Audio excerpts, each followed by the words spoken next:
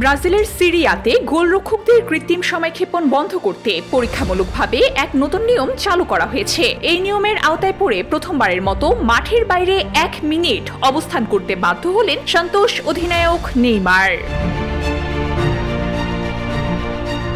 নতুন নিয়ম অনুযায়ী কোন গোলরক্ষকের চিকিৎসার জন্য খেলা সাময়িক বন্ধ থাকলে তা পুনরায় শুরু হওয়া মাত্রই কোচকে একজন আউটফিল্ড খেলোয়াড়কে 1 মিনিটের জন্য মাঠের বাইরে পাঠিয়ে দিতে হবে। কোচ যদি 10 সেকেন্ডের মধ্যে খেলোয়াড় নির্বাচনে ব্যর্থ হন তবে স্বয়ং দলের অধিনায়ককেই 1 মিনিটের জন্য মাঠ ছাড়তে হবে।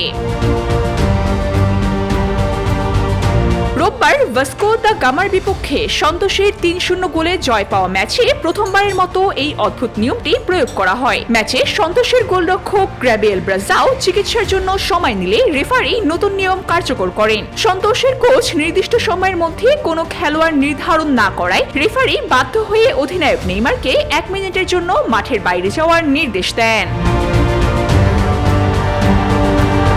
VOD Bangla news desk.